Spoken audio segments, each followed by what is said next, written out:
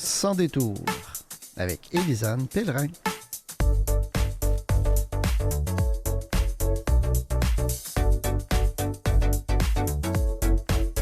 Bonjour, bienvenue à Sans détour. Cette semaine, on s'entretient avec Samuel Rago, étudiant au doctorat en travail social à l'Université McGill, et Anaïs Sagnard aux politiques publiques de la SQDI pour parler du rapport de la Commission des droits de la personne sur l'accessibilité à l'emploi des personnes handicapées. On rejoint par la suite Annick Daigneault et Martine Assien, qui sont créatrices de Lou et Pieds en haut, une œuvre de réalité virtuelle sur les personnes autistes. Et on termine l'émission avec Julie Montreuil, directrice clinique du Carrefour familial des personnes en situation de handicap, pour nous parler de l'aide aux victimes de violences.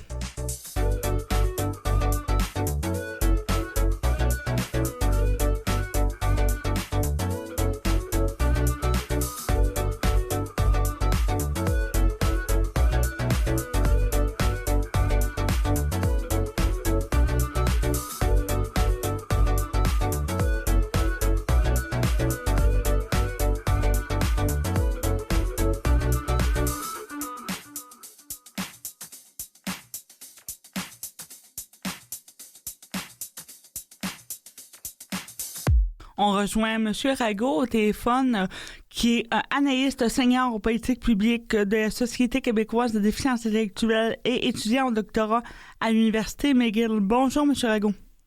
Bonjour.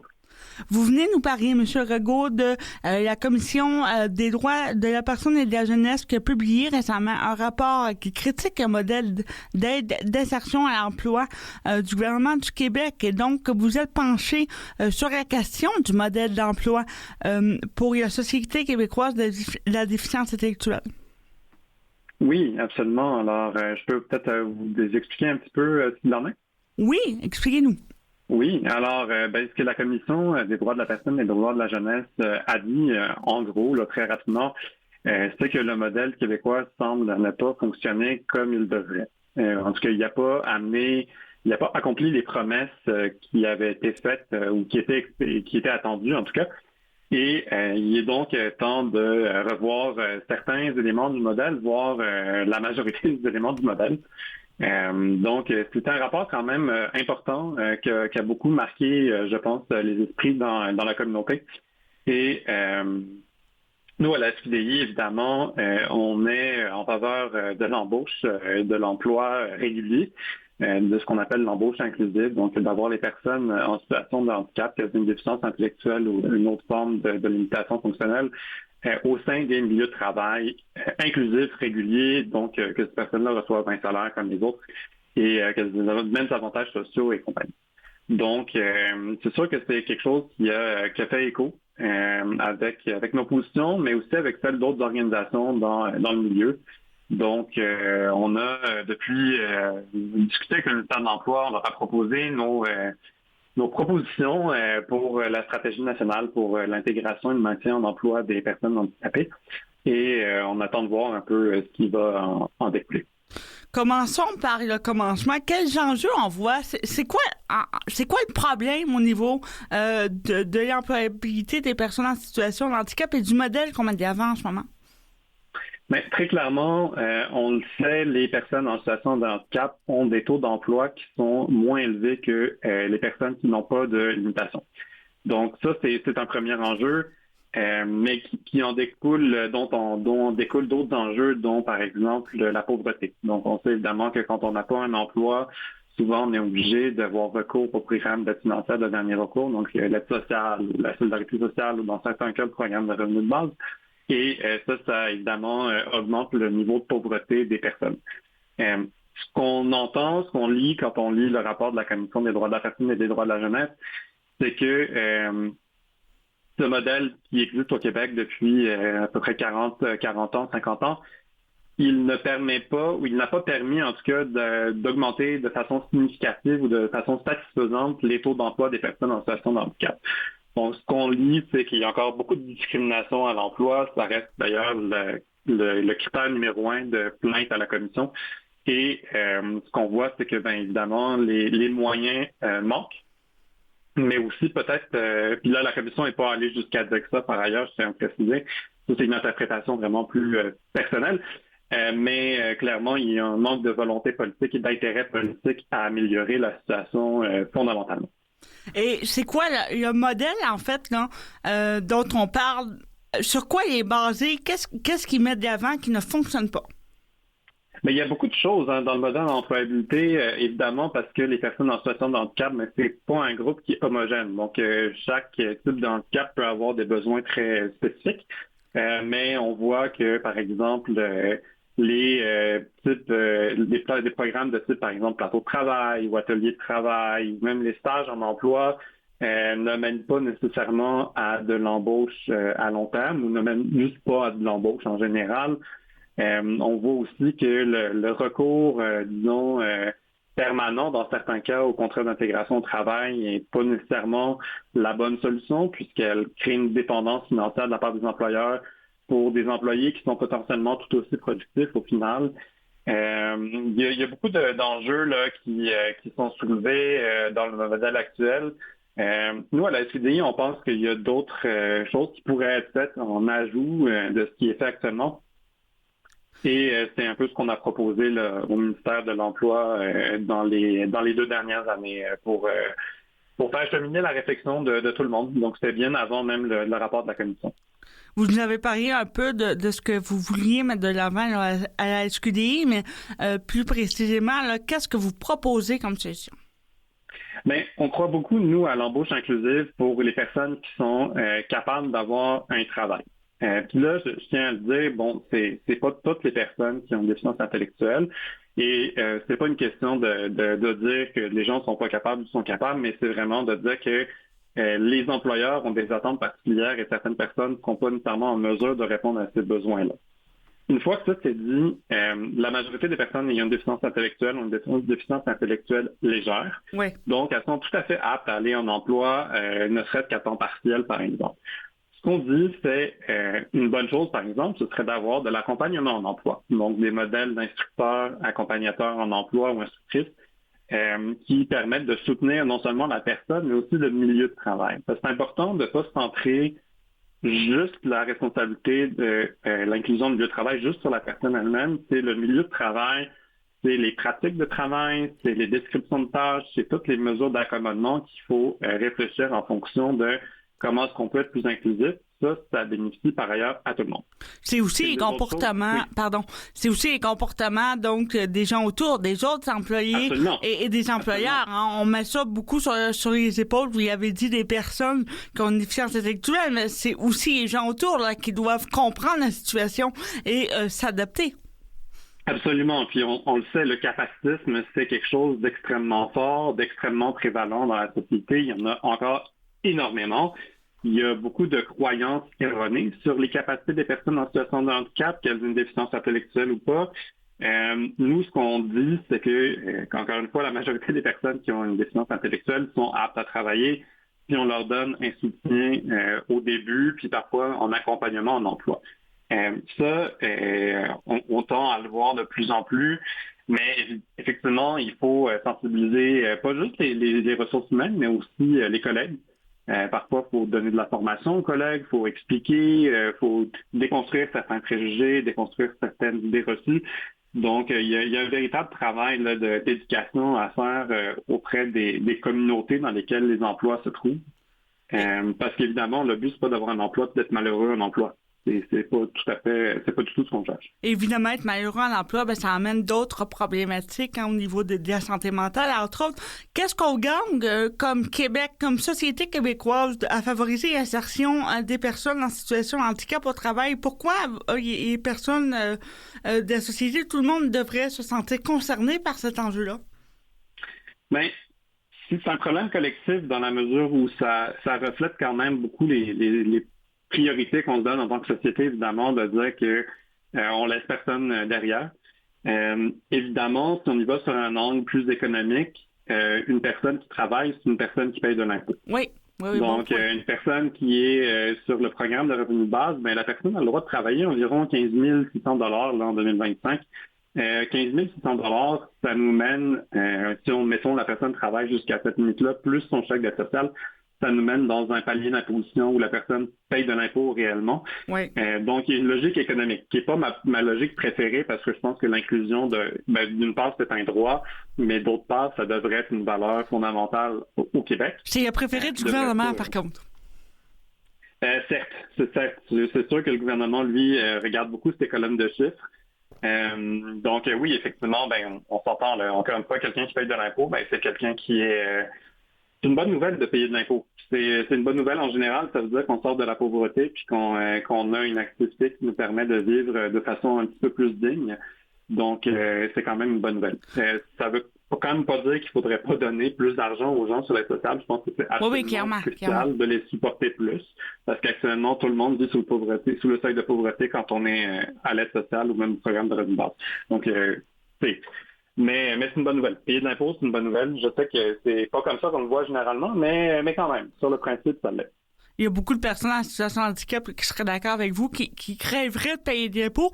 Et j'ai dit un peu tout à l'heure, évidemment, le fait de ne pas être en emploi, ça mène à la pauvreté, ça mène aussi à différents problèmes de santé mentale, de santé physique également, qui finissent par coûter cher à la société au-delà du fait que au-delà du revenu de base qu'on doit payer. Ça crée aussi des problèmes qui sont coûteux. Absolument. Puis il y a tout plein d'études là, depuis des années qui montrent que la prévention, c'est la meilleure solution. Donc chaque dollar qui est investi en prévention, en santé, en services sociaux, c'est plusieurs dollars qui nous sont sauvés, entre guillemets, collectivement en termes de coûts ultérieurs.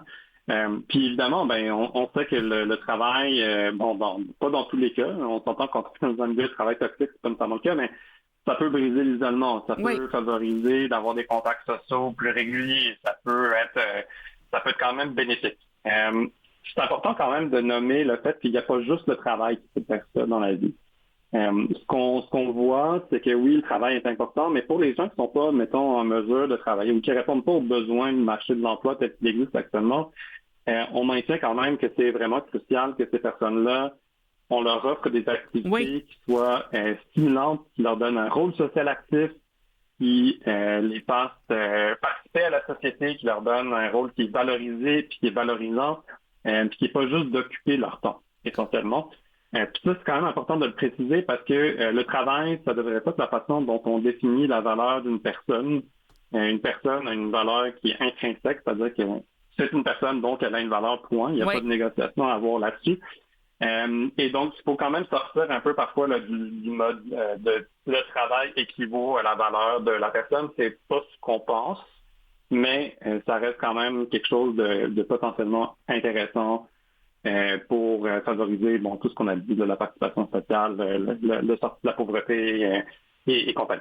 Ça reste un préjugé de la société. Si tu travailles pas, entre guillemets, et là je mets des guillemets, si tu travailles pas, tu sais rien.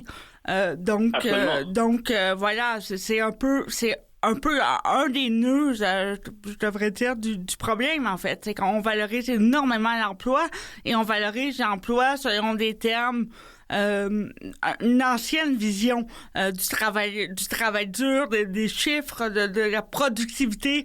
Et quand je dis ça, je parle évidemment de la productivité en termes de chiffres et en termes de rentabilité.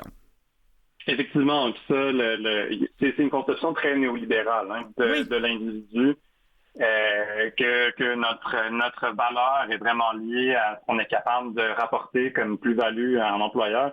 C'est une problématique, c'est une façon très problématique de voir la valeur des individus et des humains en général. Puis c'est sûr qu'on a quand même une contamination là, qui se manifeste à ce niveau-là actuellement. Mais c'est pas juste les personnes en situation de handicap. Là, on le voit pour les personnes en situation d'itinérance, on le voit pour les personnes aînées, on le voit pour plein de catégories qui sont aux marges du système actuellement, qui sont considérées comme étant moins importantes ou moins, en anglais on dirait deserving, donc elles méritent moins là, d'avoir du soutien, ce qui est absolument... sur quoi je suis pas d'accord du tout. Oui, on s'entend, c'est fou, mais c'est la vision un peu sociétale qu'on maintient, malheureusement.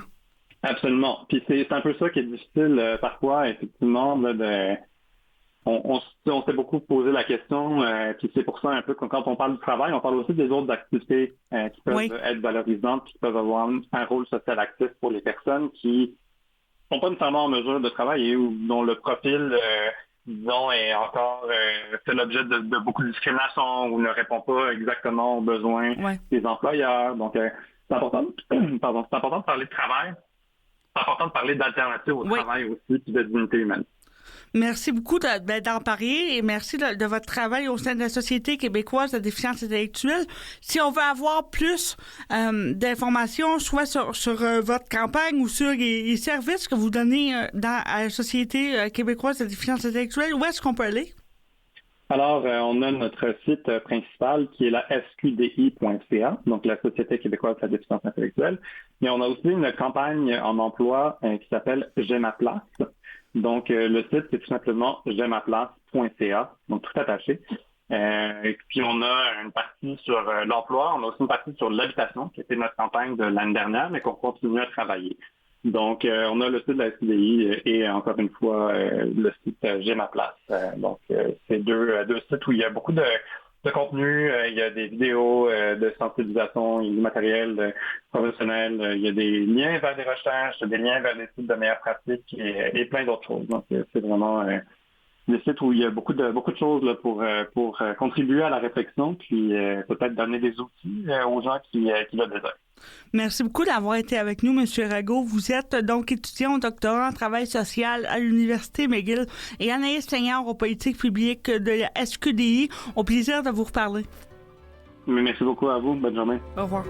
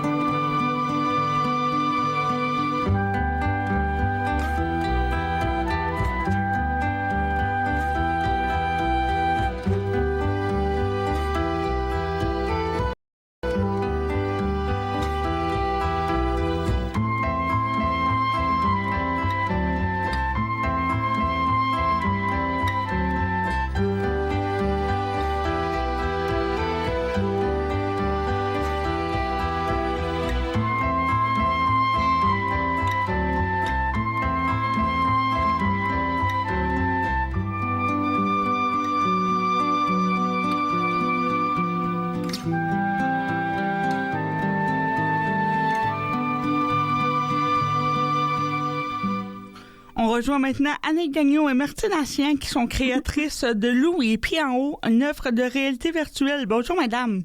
Hello! Salut! On va se tutoyer parce qu'on se connaît bien. Parlez-moi d'abord de l'œuvre. Qu'est-ce que Lou et Pieds en haut? Lou est une œuvre de réalité virtuelle que Martine et moi avons conçue il y a 10 ans et qui a été, dans le fond, qui a été rendue accessible au public depuis les 3 dernières années. Et c'est une œuvre qui a été réalisée de manière totalement inclusive à toutes les étapes du projet qui permet d'expérimenter le monde avec la sensibilité d'une personne autiste à travers les yeux d'un petit personnage fictif qui s'appelle Lou. Et c'est né, cette œuvre-là, d'un fantasme. Martine et moi, là, si on avait eu une baguette magique il y a 10 ans, notre plus grand souhait aurait été de passer quelques instants dans la tête et dans le corps de nos enfants. Fait qu'à défaut d'avoir Harry Potter dans notre famille, on sait gérer le projet et on a créé cette œuvre-là. Donc, vous le dites, ça c'est arrivé il y a 3 ans. Et en 3 ans, ça a quand même fait du chemin, là, comme cette œuvre-là. Ça a quand même été reconnu à plusieurs endroits. Oui, elle a fait un bon bout de chemin à travers le monde, en fait, cette œuvre, autant en Australie qu'au Japon, qu'en Europe, ici aussi dans le Canada. Oui. Donc, c'est une œuvre qui sait rejoindre les gens, peu importe où ils sont là, situés, puis leur appartenance culturelle. Tu sais, c'est un sujet universel quand même, là, l'autisme. Ça touche des gens partout. Fait que il y a quand même une belle audience là, pour ça. Vous avez même été diffusé au siège de l'ONU à Genève, ce qui n'est pas rien. En effet, on était quand même proud to brag about. Oui. Donc, vous avez été diffusé dans le cadre des festivités par rapport à la semaine pour les personnes en situation de handicap, si je ne me trompe pas.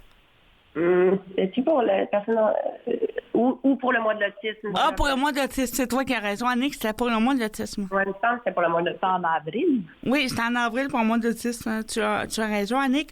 Et 3 ans plus tard, où en est le projet?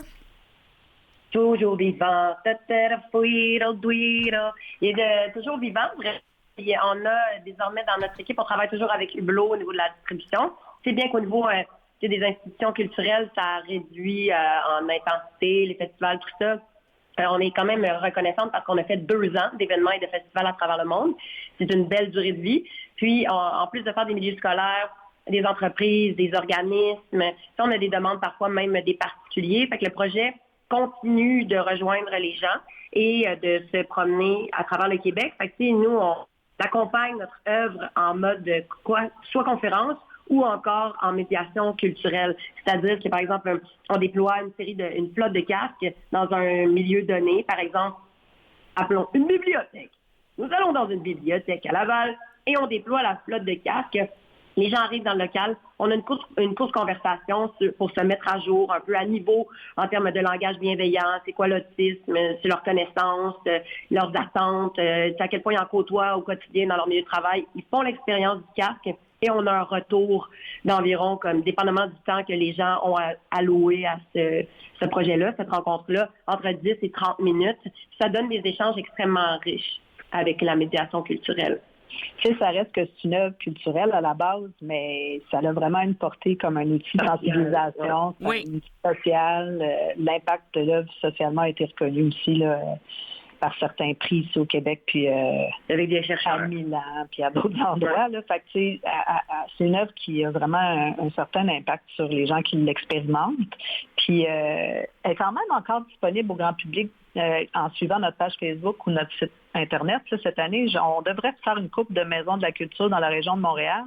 Puis, tu sais, on dit toujours aux gens, si vous voulez qu'on aille visiter votre région, essayez de trouver un partenaire culturel dans votre patelin qui serait prêt à nous recevoir. Tu sais, on vient avec des casques, tu sais, on a tout ce qu'il faut techniquement pour que les gens puissent avoir accès à la technologie de la réalité virtuelle qu'on utilise.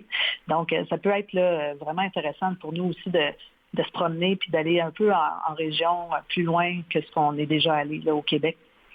Absolument. J'imagine que le projet dépasse vos attentes. Vous vous attendiez pas là, à faire le tour du monde littéralement avec cette œuvre-là?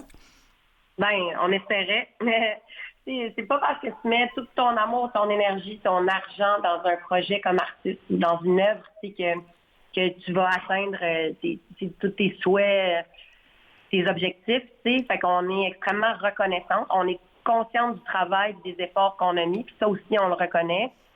Et du travail que nos partenaires, nos alliés, les gens qui ont cru dans ce projet-là, tout ce qui a été investi d'amour, de temps, puis d'efforts, de talent. Mais effectivement, le projet a une portée, mettons, puis un déploiement qui nous a... surprise, quand même. Surprise, en tout cas, on est très reconnaissants parce que, tu sais, ça partait tellement du cœur, ce projet-là. Tu sais, on est toutes les deux mamans d'enfants. Ouais, comme maman d'enfants autistes, c'est un sujet qu'on vit quotidiennement. Oui. Tu sais, ça prend beaucoup de place dans nos vies, ça prend beaucoup de place. Ça a pris beaucoup de place dans notre imaginaire pendant quand même les 10 années où on a pensé ce projet-là, fait ce projet-là et qu'on diffuse ce projet-là. Fait que, tu sais, c'est sûr qu'on est super contente et reconnaissante de rejoindre un vrai auditoire, tu sais, d'avoir rejoindre autant de monde. Qu'est-ce qui fait, selon vous, que le projet marche autant? Ben, le sujet, le médium aussi. C'est le fait on n'est pas dans quelque chose qui dissocie l'expérience de la personne et sa sensibilité à l'expérience d'une autre personne ou est-ce qu'on la plonge à travers des métaphores, à travers des jeux, un aspect un peu ludique dans la sensibilité de quelqu'un d'autre ou est-ce qu'on... C'est comme si ça facilite le rapport à l'empathie puis à notre propre vulnérabilité, notre propre sensibilité, le fait d'être plongé dans cette perception distincte de la nôtre, plutôt que d'en être témoin, d'être actif dans ça. Fait qu'il y a le sujet, le médium, et je pense que le fait qu'on est aussi... qu'on était aussi hardcore, rad là, sur l'inclusion, puis qu'on soit, nous, portés par tellement d'amour. J'ai l'impression que ça fait son chemin dans le cœur du monde. Oui, je pense que c'est touchant, même si tu n'es pas concerné directement parce que tu n'as pas de personne autiste dans ta famille. Je pense que humainement, c'est un projet qui est facilement compréhensible puis que tu ressens. Fait que je pense que tout ça, là, cette humanité-là, puis cette, on dit affection, mettons, qui sort de l'œuvre, qui émane de l'œuvre, fait que ça vient chercher le public. Il y a aussi le fait que la réalité virtuelle, les casques de réalité virtuelle sont à la mode là, dans les dernières années. Donc, j'imagine que ça aussi, ça vous aide, là, même si c'était pas calculé. Non, c'était calculé. C'était calculé. It was. Ouais, ben, tu sais, bon point. Des fois, on dit le médium et le message, là. Dans ce cas-ci, le médium sert vraiment notre message. Rentrer dans un casque de réalité virtuelle, c'est rentrer dans une autre dimension. Là, pour vrai, tu ne vois plus le monde réel, tu es ailleurs. Fait que, il y a déjà d'accepter d'être dans la posture d'une autre personne, c'est complètement compatible avec ce dispositif-là. Fait que c'est cohérent. Et puis ça amène vraiment quelque chose. Puis même si c'est encore niche, là, comme médium, on s'entend que c'est pas tout le monde qui a un cache chez eux, puis tout ça, là, ça reste niché. Tu peux pas être 500 à le faire en même temps comme dans une salle. Mais quand même, la qualité de l'expérience que ça donne, c'est un grand vecteur, je pense, de réussite. On vous souhaite évidemment là, de la réussite avec votre projet dans les prochaines années, que ça continue de vivre et évidemment dans vos prochains projets, parce que j'imagine qu'il y aura des prochains projets là, pour vous deux. Si on veut en savoir plus sur le projet Lou, Les Pieds en haut, où est-ce qu'on peut aller? Sur le site web, sur lespiedsenhaut.com. Sinon, on a une page Instagram qui mérite tellement d'amour, là. C'est slow pace. On l'a développé tellement tard. Allez liker suivez-nous sur notre page Instagram, question de bonifier notre ego. Et sinon, sur Facebook aussi. On partage toujours les updates dans les médias sociaux, mais sinon, on met aussi à jour quand même régulièrement l'info là, sur notre site pour que les gens puissent découvrir où l'œuvre sera déployée pour pouvoir l'expérimenter. Annick Daigneault, Martinacien, merci d'avoir été avec nous, puis on vous souhaite bon succès pour la suite. Bien, merci. Bye bye.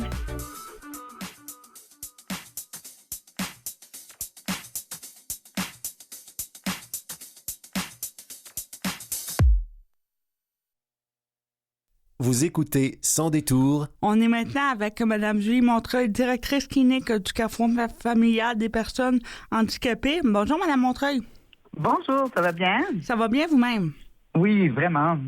Vous êtes avec nous pour parler de la première maison d'hébergement d'urgence pour personnes en situation de handicap qui est ouverte à Québec en juillet. Mais d'abord, parlez-nous de votre organisme.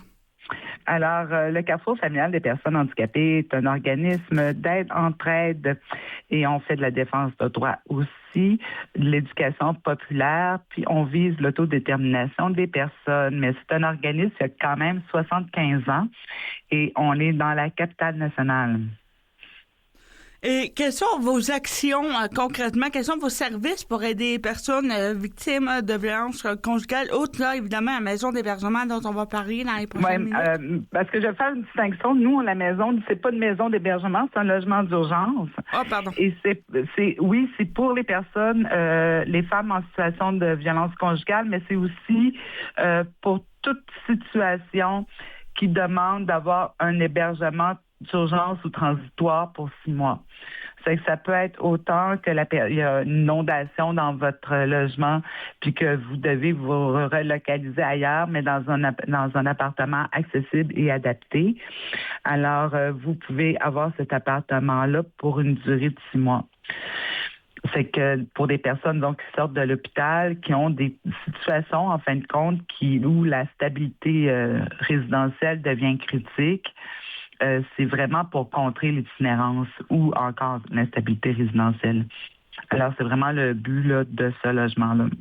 Et c'était un besoin parce que, justement, vous êtes le premier. Il n'y en avait pas là, des logements comme ça qui étaient adaptés aux personnes en situation de handicap. Non, effectivement, nous, c'était un gros besoin à Québec. Ça a commencé, en fait, parce que notre ancien président avait eu justement une inondation dans son logement, puis de faire des réparations. Puis il devait aller ailleurs, dans un autre endroit. Et puis, on n'a rien trouvé, autant au niveau des hôtels, au niveau des... C'est que c'est ramassé en RPA, mais là, la RPA n'était pas accessible. C'est qu'il devait aller prendre ses soins dans sa chambre de bain, dans son logement, pour pouvoir prendre... Ça n'avait pas de sens comme situation, mais ça a duré quand même un bon 4-5 mois. C'est quand même effectivement ridicule, mais ça montre... C'est ridicule. Ça montre le besoin. Oui, voilà, ça montre qu'il y a vraiment besoin, parce que si c'était le cas de votre ancien président, c'est le cas de toutes sortes de personnes qui se retrouvent dans des situations précaires du jour au lendemain, puis que justement ont pas de plan B ou n'ont pas d'option là, pour les aider à ce moment-là. Puis on a vu qu'on était quand même sensibilisé à la violence conjugale parce on travaille aussi en violence conjugale. On savait très bien aussi qu'il y avait un besoin pour certaines femmes de pouvoir partir de chez elles et que les maisons d'hébergement n'étaient pas accessibles et adaptées. Cela étant dit, il n'y a pas un niveau de sécurité comme on retrouve dans les maisons d'hébergement. On s'entend, c'est un logement, oui. C'est un logement situé en périphérie là, de Québec. C'est que c'est pas nécessairement, il n'y a pas personne là 27 sur 27, 7 jours sur 7. Là. C'est que il faut que la personne ait quand même un degré d'autonomie, mais on met aussi les services en place. Là. Je veux dire, si la personne a besoin de soins à domicile puis qu'elle n'a pas, elle va les recevoir, ça c'est certain. Là. C'est qu'on essaye aussi pendant ce temps-là, de régler toutes les questions. Souvent, ça va être des questions médicales pour quelqu'un qui est nouvellement en situation de handicap, là. Il va y avoir toute la question des aides techniques, toute la question de faire les rapports d'impôts. Souvent, on n'a pas de crédit, c'est qu'il faut refaire son crédit. C'est que c'est beaucoup de démarches administratives qui, lorsqu'on est toute seule, surtout en sortant d'un événement traumatique, que tu ne sais pas trop quoi faire, puis comment le faire, puis tu n'as pas nécessairement l'énergie aussi pour le faire. C'est que là, ça permet ce temps-là que les personnes puissent se déposer, qu'il y ait une intervenante qui soit avec eux pour faire toutes les démarches, pour reprendre le goût à la vie aussi, parce que des fois, ça peut être difficile. C'est de reprendre le goût à la vie, puis nous, on relocalise la personne, mais avec un suivi à l'externe. C'est qu'on continue à donner un suivi, même si elle est dans un logement permanent par la suite. C'est que c'est vraiment, nous, on vise que la personne vraiment soit stable au niveau du logement, qu'elle puisse avoir un endroit sécuritaire qui correspond à ses besoins. C'est vraiment ce qu'on vise. C'est clairement un suivi donc qui est fait de long à large de la personne, oui. Et ça, c'est quelque chose qui est nouveau, en fait, ou qui est très peu mis d'avant par les organismes gouvernementaux ou communautaires. Là. Effectivement, c'est vraiment, nous, on travaille sur tout l'axe de la stabilité résidentielle, de l'itinérance à la stabilité résidentielle. C'est que pour nous, c'est vraiment important de continuer à donner ce suivi-là, puis de s'assurer que la personne est vraiment bien, là. Puis tu sais, à un moment donné, on espace nos visites, on espace nos suivis, puis la personne, elle devient complètement autonome, mais elle peut venir au Carrefour quand même, c'est-à-dire qu'elle va avoir quand même un lieu d'appartenance, des activités, elle peut venir nous voir, elle peut venir prendre un café le vendredi. Il y a quand même beaucoup d'activités à lesquelles elle peut prendre part. Ça fait que ça l'aide aussi à ce niveau-là, au niveau social, par la suite, une fois que tout le volet de la vie privée et quotidienne là, est bien placé. Ça aide à réduire l'isolement, puis comme on en parlait un peu plus tôt là, dans l'émission, à réduire aussi tous les problèmes qui viennent avec l'isolement, donc les problèmes de santé physique, les problèmes de santé mentale et tout ce qui s'ensuit. Tout à fait. Puis nous aussi, on travaille beaucoup avec les autres organismes communautaires. On n'est pas tout seul là-dedans. Nous, on travaille beaucoup en collaboration. Mais qu'est-ce qu'on fait, c'est qu'on travaille aussi l'accessibilité des organismes communautaires.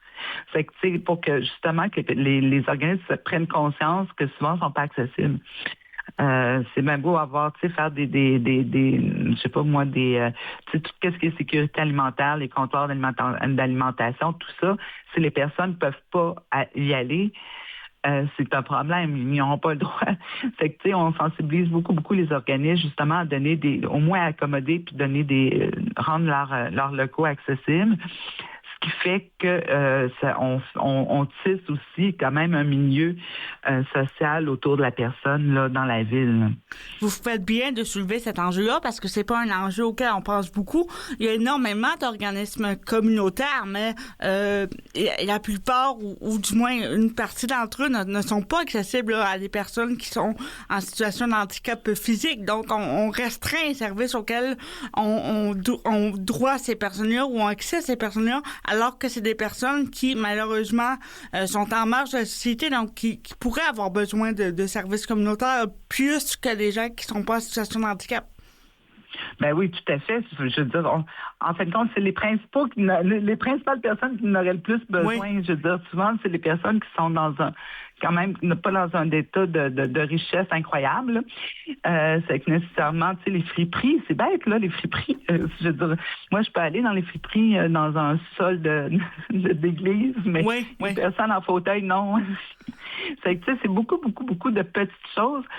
Puis le milieu communautaire, on l'a jamais trop... tu sais, on a parlé beaucoup des commerces accessibles, tout ça. Mais le milieu communautaire, on dirait les organismes communautaires, on n'a jamais trop... Tu sais, ils n'ont pas d'argent. Tu sais, on n'a pas trop insisté. Non, effectivement. Oui, mais on s'aperçoit que, premièrement, quand on commence à en parler, ils deviennent vraiment beaucoup plus ouverts. Puis, vraiment, il y a une volonté, on voit, il y a vraiment une volonté de changement, là. C'est que ça, c'est vraiment le fun. C'est qu'on travaille avec les organismes, on fait des partenariats avec eux. Nous, on a Touski qui fait maintenant une cuisine collective. Puis c'est à cause que c'est nous qui avions dit, ben oui, les cuisines collectives, c'est le fun, mais nos membres ne peuvent pas participer. Oui, un autre service qui est très intéressant, mais qui oublie l'accessibilité. Hein? Oui. Tout à fait. Ça fait que cet organisme-là fait comme, OK, nous, on va aller chercher les fonds, on va vous la monter, la cuisine collective. Donc, on voit quand même une belle participation de la part de la communauté, des centres communautaires qui répondent en fait à l'appel et qui font preuve de bonne foi et d'ouverture. Là. Tout à fait. C'est que le projet de logement d'urgence s'inscrit là-dedans. Il s'inscrit aussi qu'on est en plein milieu de Saint-Roch. C'est que c'est vraiment la place à Québec où il y a plus de personnes en situation d'itinérance.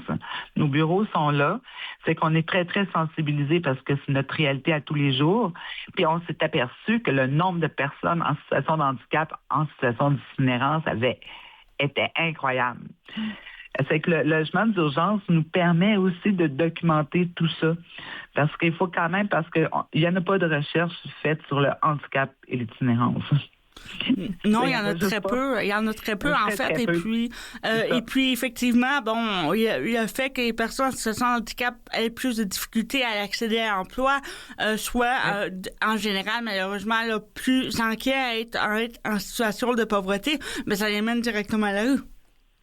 Oui, c'est ça. Puis souvent, ça prend pas grand-chose. Hein. Moi, j'ai des drames humains derrière. Là, je veux dire, le monsieur qui fait un AVC, mais que pendant ce temps-là, sa conjointe elle a un cancer généralisé, elle est en train de mourir. Lui, il n'y avait plus de place, là. Il n'y avait plus de place où aller. Non, c'est sûr que ça prend... C'est des situations comme ça où que tu fais comme... Mais, tu sais, ça peut être n'importe quoi, une amputation... Puis là, ça te mène directement à la rue. C'est que c'est vraiment... Là, plus on voit que c'est les hommes aussi qui prédominent de façon prédominante, c'est vraiment beaucoup les hommes, puis les hommes de 51 à 54 ans. Et vous l'avez nommé tout à l'heure, quelque chose d'aussi banal, entre guillemets, qu'un dégât d'eau. Hein, si on n'a nulle part où aller, ben on va se retrouver à la rue. C'est puis, tu sais, moi, si j'ai un dégât d'eau chez moi je suis mobile, je suis pas en fauteuil. Là. Mais si j'ai un dégât d'eau chez moi, je peux aller chez ma fille qui a un appartement sur 2 étages. Tu comprends? Oui. Elle n'a pas de problème. Sauf que je suis en fauteuil, je pourrais pas faire ça. C'est que, tu sais, le milieu, tout le réseau alentour de la personne n'est pas nécessairement non plus accessible. Ça fait que on se ramasse que, tu sais, Puis il n'y a pas tant d'hôtels accessibles aussi abordables. Non, c'est ça. Il y a pas beaucoup de solutions. Vraiment, là, on peut avoir cherché et cherché. Puis je vous dirais qu'on a ouvert le logement d'urgence le 4 août. Puis il y avait déjà 2 personnes. Hein.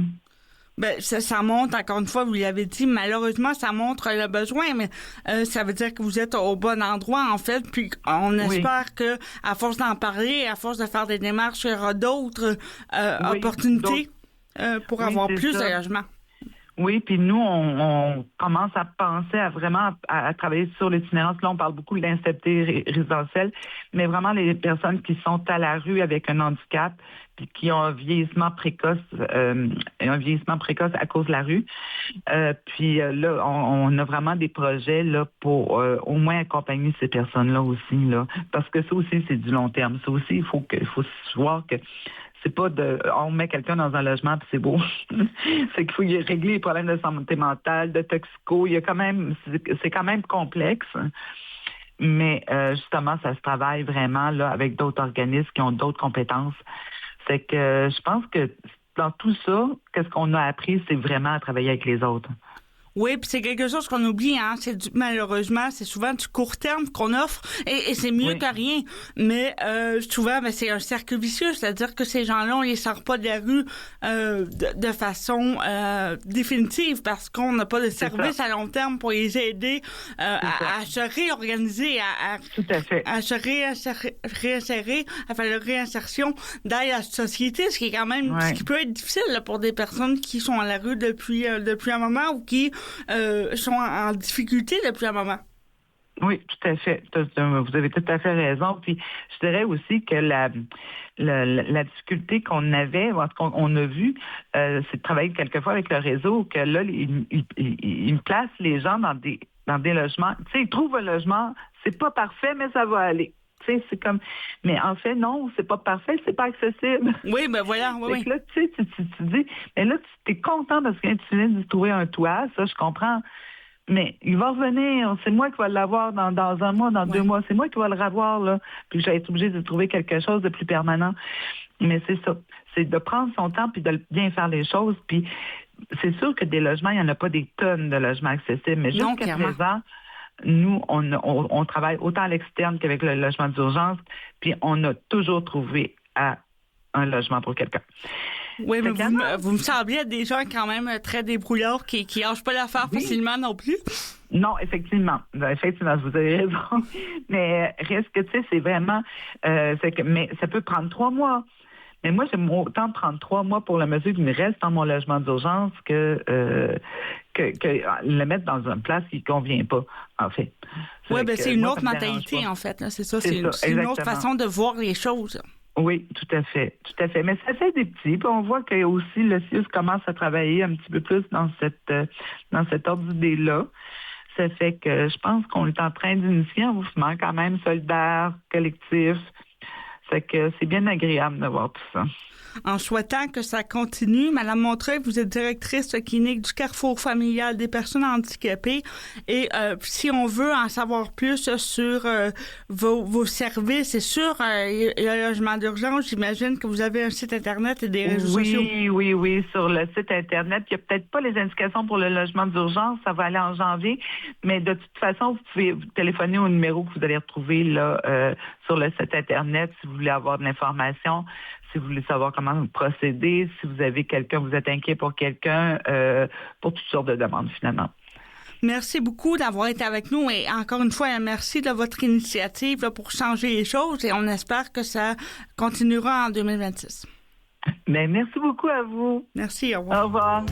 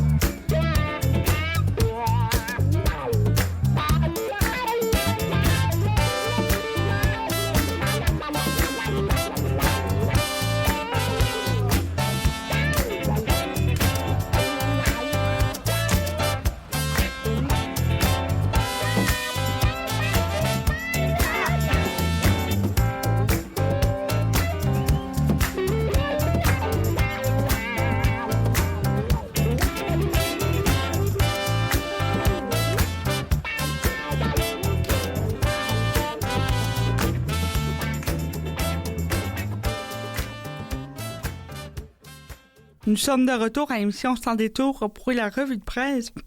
On commence avec 4 conseils pour être allié des personnes en situation de handicap. Dans le temps des fêtes, on sait, on peut avoir des soupers de famille, des rencontres, on peut avoir des soupers aussi avec les employés. Donc, 4 conseils pour être un bon allié des personnes en situation de handicap. Ça marque aussi, donc, avec la Journée internationale des personnes handicapées qui y était le 3 décembre dernier, donc il y a quelques jours. Conseil numéro 1, demander avant d'agir. Il est essentiel, évidemment, d'avoir le consentement d'une personne avant d'y être touchée. Souvent, pour bien faire, on va prendre la main de quelqu'un ou on va l'attirer pour essayer de l'aider. Et c'est évidemment là, pour aider qu'on fait ça, mais sans le consentement des gens, mais ça peut évidemment emmener à des situations cocasses ou à un inconfort de la personne. Et donc, aussi, de faire les choses à sa place, des fois, ça peut être accommodant pour la personne. De toujours avoir des gens qui font les choses à sa place sans lui demander si elle a besoin d'aide. Encore une fois, c'est fait avec plein de bienveillance, mais ça peut être mal perçu par la personne et lui causer un inconfort. Donc, il faut toujours demander avant d'agir. Le numéro 2, la curiosité est bien et l'assistance est mal. Donc, il faut évidemment se montrer curieux et ouvert à notre entourage, aux personnes qu'on ne connaît pas. Par contre, il faut faire attention pour ne pas être insistant ou pour ne pas être indiscret.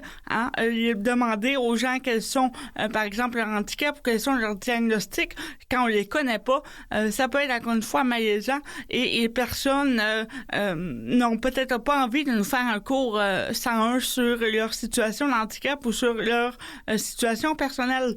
Donc, il faut vraiment trouver le juste milieu entre la curiosité et l'assistance, et particulièrement, j'ai envie de dire, avec les personnes qu'on ne connaît pas dans les endroits publics.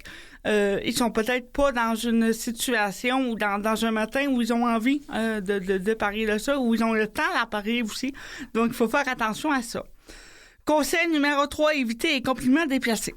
Toutes les personnes en situation de handicap ont déjà entendu le fameux « t'es belle pourtant » pour une personne en situation de handicap, ou « t'es beau pourtant » pour une personne en situation de handicap, ou « t'es tellement courageux, courageuse ». Encore une fois, ça vient de bon fond, mais ça peut créer un malaise. Les personnes en situation de handicap vont à l'épicerie comme tout le monde. C'est pas un acte de courage, c'est parce qu'on doit manger. Donc, il faut y penser avant de lâcher des compliments à tout vent et donner un compliment là, qui vient du cœur, mais sans nécessairement le relier avec la situation de handicap. On peut dire à la personne qui est beau, qu'elle est belle, sans dire qu'elle est en situation de handicap, par exemple. Donc, on peut complimenter, mais sans souligner l'incapacité de la personne. C'est toujours plus gagnant. Et finalement, conseil numéro 4, élargir sa vision du monde. Donc, être capable de poser des questions lorsque, comme je le disais tout à l'heure, lorsque c'est nécessaire de le faire, lorsqu'on est dans un endroit bienveillant où on peut se permettre de poser des questions à une personne qu'on connaît, par exemple, ou avec qui on a un bon contact.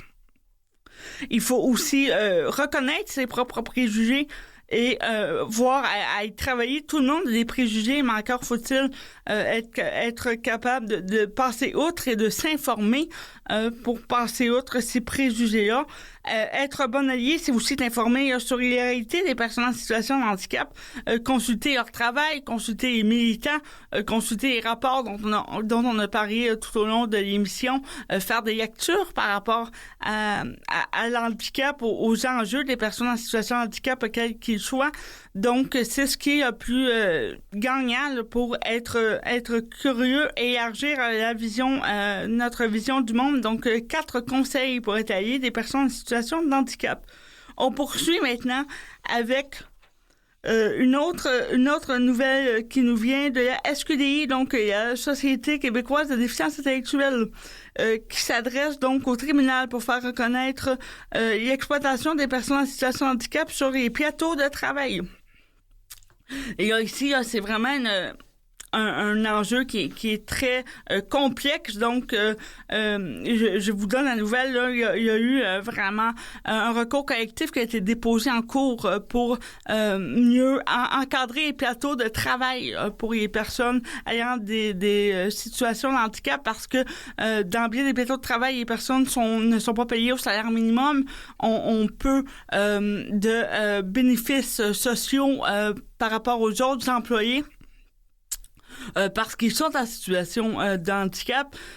Et c'est ce que la SQDI donc dénonce, c'est le fait donc de maintenir ces personnes-là dans des programmes pour les personnes en situation de handicap qui devraient mener un emploi permanent régulier, mais qui trop souvent ne mènent pas un emploi permanent régulier.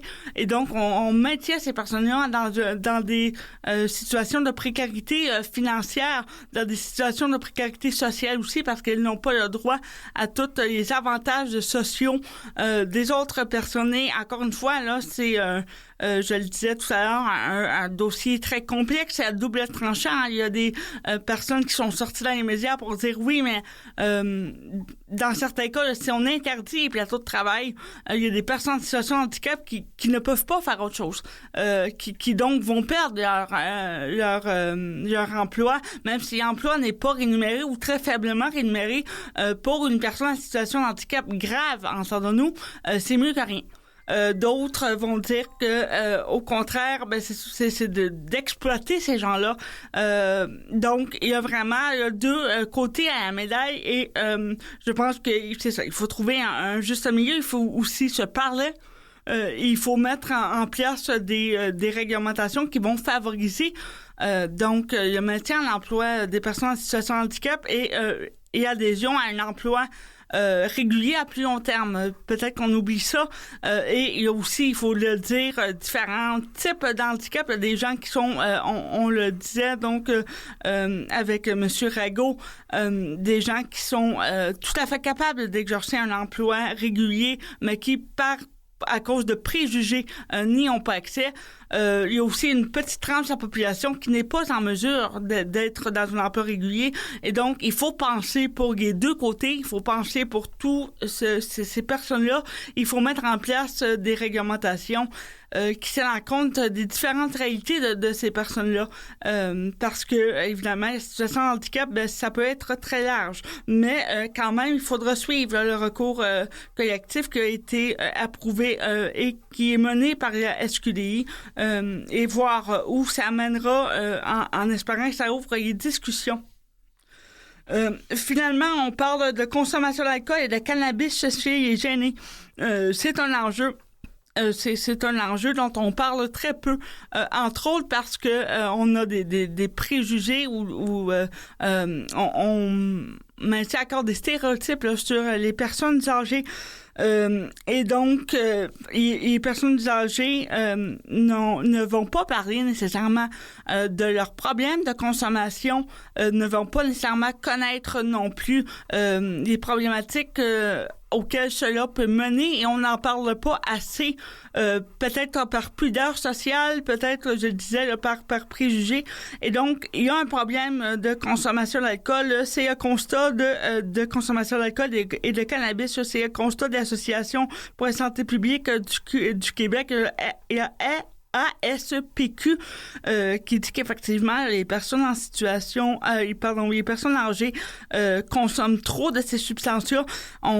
Ça vient aussi évidemment avec l'isolement, avec les problèmes de santé mentale, avec les problèmes de santé physique. Donc c'est tout le filet social qui a un problème, qui est incapable donc d'aider ces gens-là. Et ces gens-là se tournent vers de l'automédication ou des substances pour ne pas ressentir leur malaise. Donc, c'est vraiment une conversation qu'on doit avoir. Et malheureusement, on ne s'y penche pas assez au Québec. Il y a encore peu d'études qui parlent de ces problématiques-là, qui trouvent des solutions qui sont adaptées aux personnes âgées et qui sont adaptées à leurs enjeux et aussi qui sont adaptées à leur vision du monde, parce que certaines personnes âgées, donc, ont encore une vision du monde où par exemple, la violence est acceptable, où ils connaissent très peu la violence financière, connaissent très peu le recours, sont souvent connaissent très peu les services qu'on offre à eux. Donc, c'est vraiment un ensemble qui semble manquant là dans notre société, qui fait en sorte que ces personnes-là vont être portées à consommer davantage que d'autres tranches de la population, avec évidemment les risques que cela peut comporter. Donc, ce que nous dit en fait l'Association pour la santé publique du Québec, c'est qu'il faut porter attention à nos personnes aînées, il faut ouvrir les discussions, il faut parler de cette consommation-là, il faut aussi évidemment prévenir, mettre un filet social qui est plus solide autour des personnes âgées pour éviter les problèmes de santé mentale, les problèmes d'isolement social, les problèmes évidemment de santé physique qui peuvent mener entre autres à la consommation. Donc c'était tout pour cette semaine pour la revue de presse. On se retrouve la semaine prochaine à l'émission Sans détour. Bonne semaine.